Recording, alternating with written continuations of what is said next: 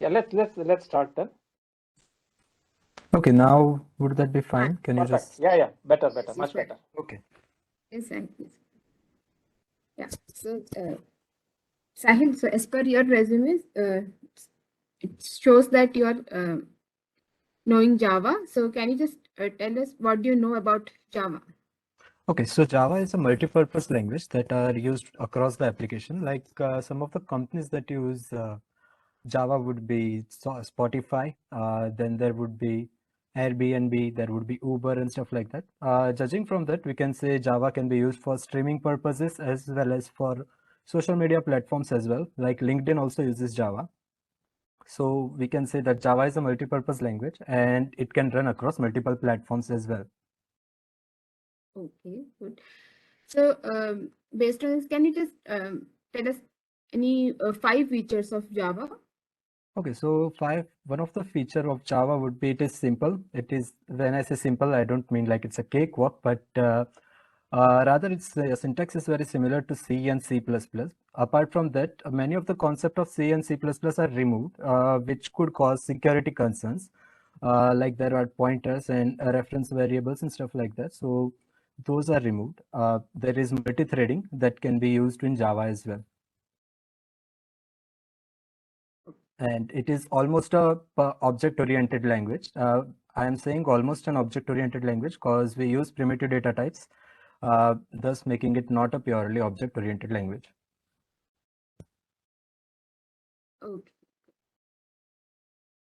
So, can you just tell us the reason why Java it's a platform independent language?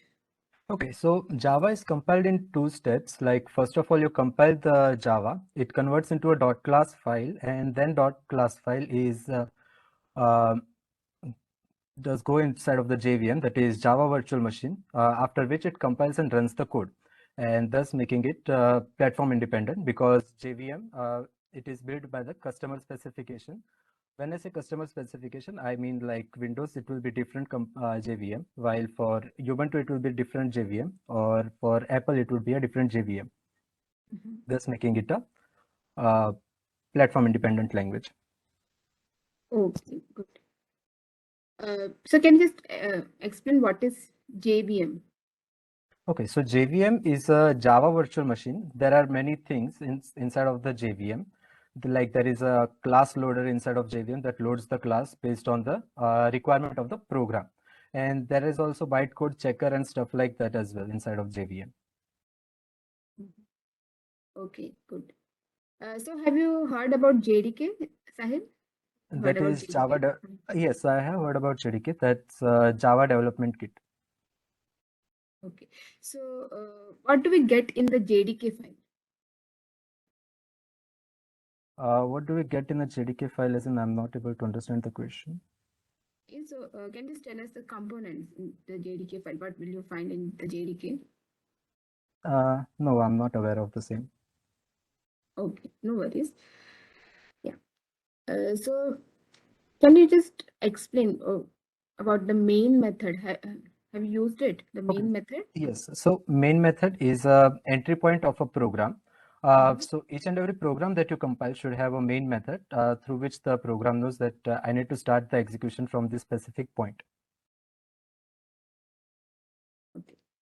So can you just tell me the syntax for the main method?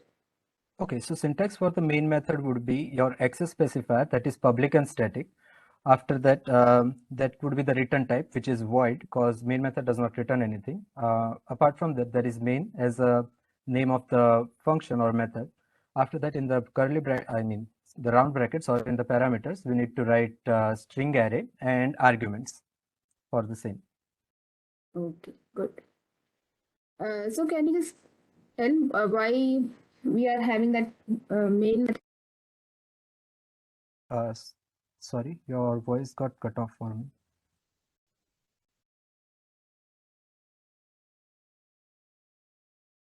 Ma'am, I'm not able to hear you right Roshni, now. you are not audible. Can you check once?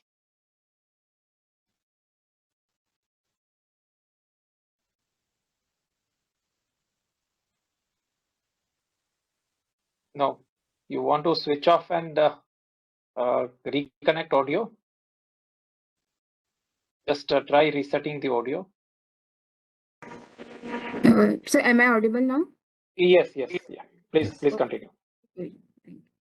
Yeah, so Sahil, I was asking that why is the main method static in Java? Because we can reference it using the class. Like when we run the Java code, we say Java and then the name of class. Based on that name of class, we can directly execute it without making any kind of an object. Okay.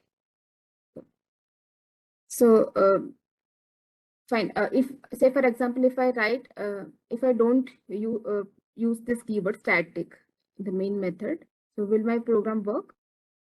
It will compile successfully, but you may face error in runtime. Like for example, it may say that the given function main method is not present. Oh, okay. Good. So now since you have mentioned about error, right? So can you just tell us what do you mean by error and exception handling? Okay, so exception there can be of two kinds. There can be a compile time exception, while as well as there can be a runtime exception.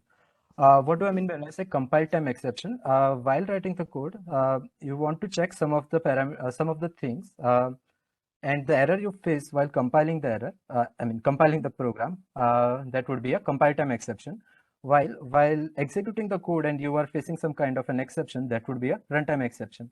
Uh, Easiest example I can give of compile time exception would be while connecting the JDBC session, while compiling the JDBC, you may get the SQL exception, like say insert query is wrong, or some delete query is wrong, or you misplaced something and stuff like that, like class.forName is not written and stuff like that, right? Apart from that, if I had to give an example of runtime, if you're iterating over the loop and you are dividing a certain number, and by mistake the number that you are dividing is divided by 0, you may get an exception of arithmetic exception.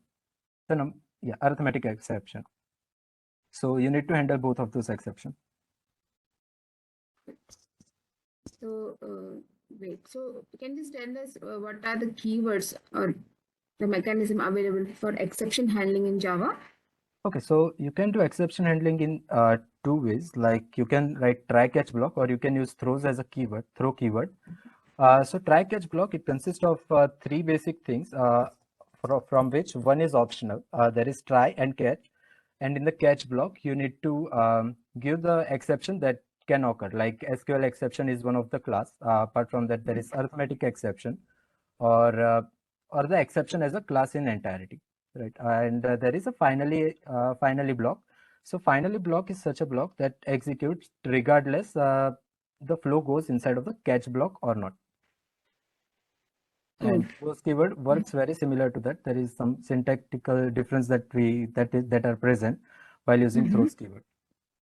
Okay. So now, say for example, we have a program in which we are having a single try block followed by multiple catch blocks. So Yeah. is it a valid program? So Yes, can you that's just a valid explain? program. Okay, so that's a valid program. You can have multiple catch blocks inside of a single try. You can even have nested try blocks. Like inside of a try block, you can have multiple try blocks as well. When I say try, I mean try and catch block entirety. And yes, you can have multiple catch blocks as well. Like you are checking for SQL exception, and you are checking for exception itself. Okay. Good.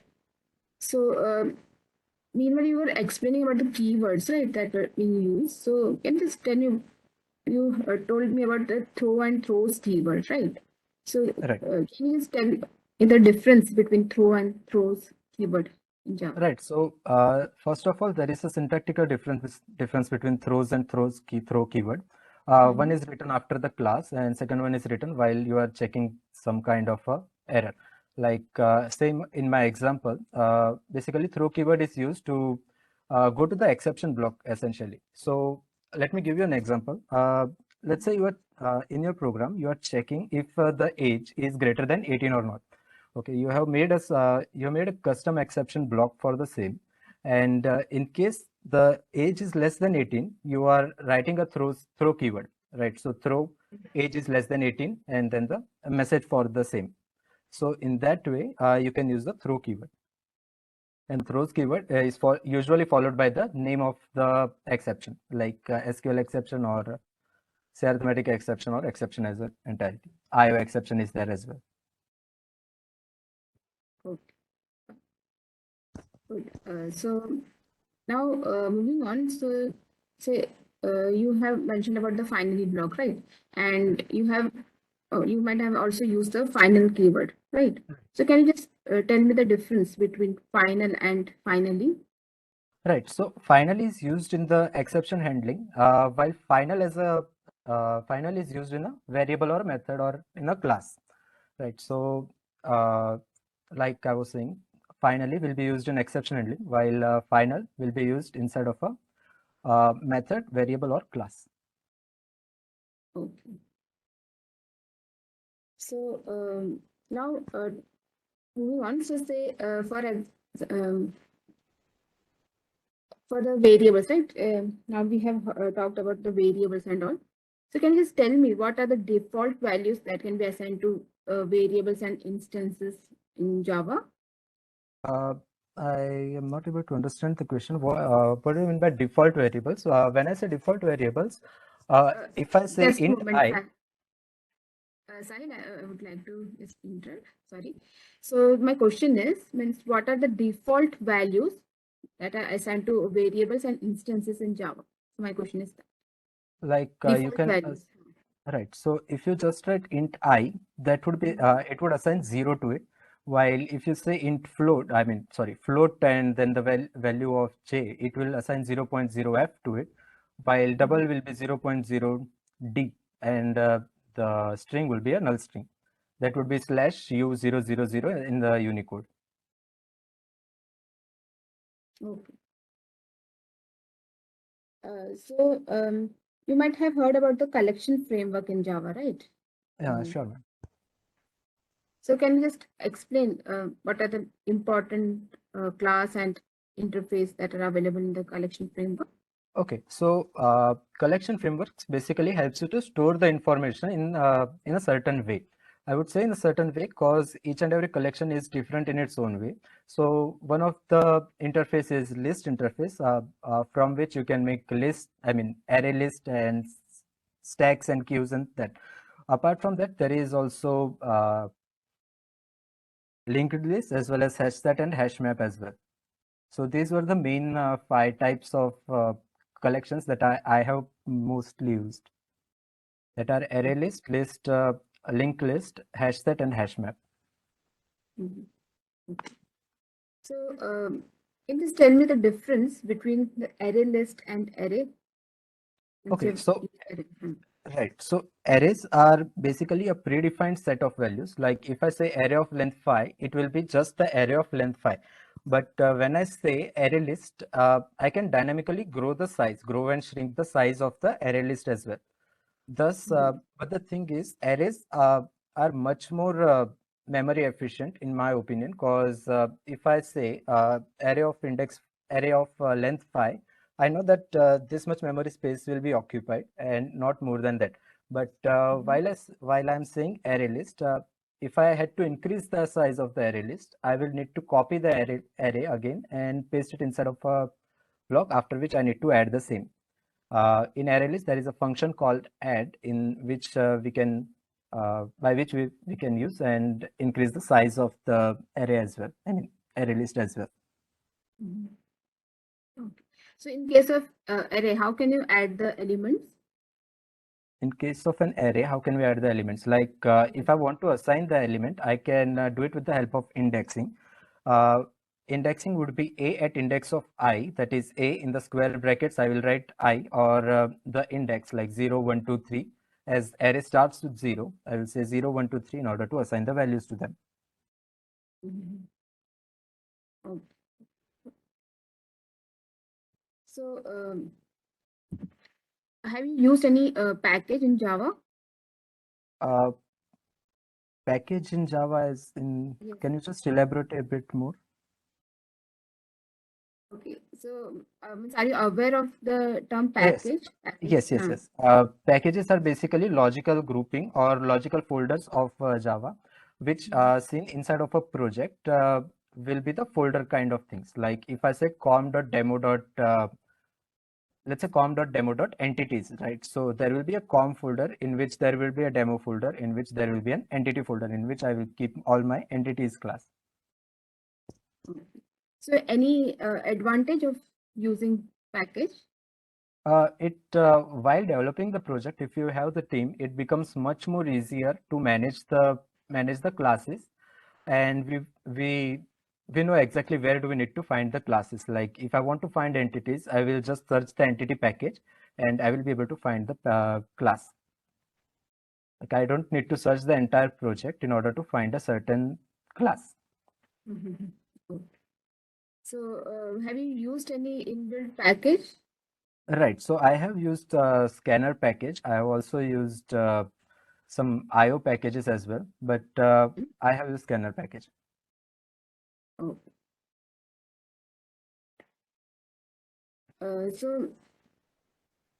Fine. So now moving on to some object-oriented programming, right? So can you just tell me what are the main pillars in OOPS concept? Right. So main pillars of OOPS concept would be abstraction, polymorphism, encapsulation, and inheritance. Okay. So can you just briefly explain about the data abstraction? Right. So basically in program, you don't really want to know what exactly a function is doing. You can do the same with the help of abstraction, while you give the user just the function that they need to execute itself, and they don't need to worry about how it is implemented or which are the different packages which are the different classes rather that are used inside of that specific function. With the help of this, we can achieve abstraction, and thus making it much more easier to understand the project and maintain the consistency of it as well. Okay, fine. So I would provide you with some options, right? So based on that option, can you just tell me which of the option best describes an example of data abstraction? Okay, so you can just listen carefully. So say for example, I'm having a dollar class with floating point variable, which is private. So this is one of my options. A dollar class with a floating point variable that is private. Okay. Then the second scenario, a square class with the getters and setters methods for its width and height. Okay. Then a protected point class with public methods. Okay. This is the third option. Okay. And the fourth option, say for example, I'm having a car class. Okay. With fuel level and add gas methods. Right. Right. So in the last right. So in the last example, in the car method, it seems much more appropriate to use abstraction. Like you can have an abstract class vehicle in which you can implement, declare two signatures like fuel vehicle and price or other. I forgot the name of the method, but add gas. yeah, add gas. So you can make those two methods inside of that private abstract class that is abstract methods, and you can extend those inside of the car, and thus you will be able to achieve abstraction. Okay, and what about the dollar class with floating point variable that is private? So isn't it an example data abstraction? No, that's not the data abstraction example. I would rather classify it very close to. It's not exactly inside of encapsulation, but I would say it is very close to encapsulation. While the example that you gave of getter and setter method is the example of encapsulation, where you encapsulated everything and you are just using it with the help of getter, setters, and other methods like that. While the third example that you gave, that was of the protected thing. Protected, we usually use protected while we are doing some kind of an inheritance stuff, where we just need to use the methods in the child class from the parent class. We can use protected as an access specifier, that is. Okay. Okay, good sign. So yeah, fine. So now we are done with the technical round. So I would request Pradha to please carry on with the MR. Thank you, Sai. Thank you, ma'am. Thank you, Roshni. Hi, Sahil. Hi, ma'am. So if you can just briefly tell me about yourself first. Right. So I am Sahil Upadhyay. I am from Ahmedabad itself, and I've gone to Ahmedabad University in order to pursue my master's in computer application. I like to research about stuff that I don't really understand quite well. Like I'm currently researching about blockchain and all those stuff out. While along with that, I am also trying to research and learn more about machine learning and statistics. So I'm not really good at statistics, but I'm trying to learn. It's really nice to know that you have a really inquisitive kind of a behavior. So just tell me one thing, since you have been working in, you are exploring so many things. So have you worked in developed any kind of a project during your Yes. graduation or? Yes, yes, I had developed a project for supply chain management using blockchain as a backend for the technology, like as a blockchain as a backend, right? So basically, what my project was doing, we went to the different vendors. We tried to understand what kind of a supply chain they are using. Like they are taking something from the farmers, they are processing something on it, and after that they are selling to the customers. Based on this research, we were able to identify there are three actors in this. Like there is farmer, there is supplier, and lastly there is the customer. When I say supplier, I mean like the retailers or the person who is selling it to you or who is purchasing from the farmers, right? And we developed the entire project using Hyperledger and Munstack. Hyperledger along with the Munstack. Okay. So what part did you work on? How big was your team and how many people were working on it? Okay, so essentially my team was about the size of 3 people, one of which was doing the front end. I was researching and developing the backend and Hyperledger part, while the third, my colleague was performing all kind of analysis on the same, like how good is the project, like how much time is it taking, is it working properly. Essentially, we can say he was doing some kind of a testing on the same, so that when we try to deploy the project, it should not be like it is not tested and the user can enter anything and it breaks the code. So yes, we divided the group inside of 3 parts. Like one person was doing testing, one was doing for front end or the React part, and I was doing the backend and blockchain part. Okay. So can you think of a time when you didn't communicate the things clearly as you should have, and it led to some problem? Yes. So while I was doing my BCA, I remember one time we needed to submit a project and we were quite in a hurry. So we just, like we usually do, we delegated the delegated the work among another, like you will do front end, and it happened like 2% did the same module. So we had two more same module done by 2 people, and we needed to do 3 modules for the same. So that was a miscommunication, and after that we tried to have a meeting every, let's say, 5 to 10 days, and know every. So each and every group member knows that yes, this person is working on this specific thing, and I'm working on this specific thing, and this much is the progress for the same. Good. So communication is very important. Yes. Right. Okay. So what extra activities are you doing apart from all this that you do? Right. So apart from this, like I said, I like to research and stuff. So most of my time usually go inside of research. Like currently, I was researching some Olympus kind of things. That is cryptocurrency. I like to research about those stuff. And yes, that's all we usually work on. Okay. So if you're given an opportunity to work in an organization, so what would excite you more and what would you look for? Right. So what would I like to learn new things very much. So first of all, learning of the new things is pretty important to me. Like if I'm learning one, I can go inside of a group, like whichever group that is assigned to me, or rather a team that is assigned to me. I can communicate with my co-workers, see how they approach a specific problem, and I can have my own methods also to approach a problem, and thus making it much more quicker in the future references to solve the same. Okay. So any specific kind of a role that you aspire to be in? Right. So like you know, I would like to be a blockchain architect. I'm currently working on the same. I'm learning a little by little. I'm learning new stuff and trying to implement the same. Maybe one day, if there is a role, I might take up a blockchain architect kind of role. So have you looked at a few certifications on the same lines?